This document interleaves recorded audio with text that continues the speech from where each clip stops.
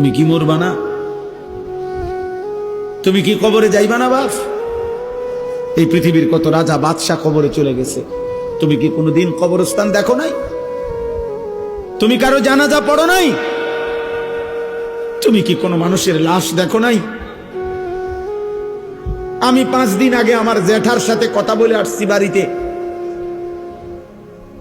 খোঁজ খবর নিছি। 5 দিন পরে আমার জ্যাঠা মারা গেছে।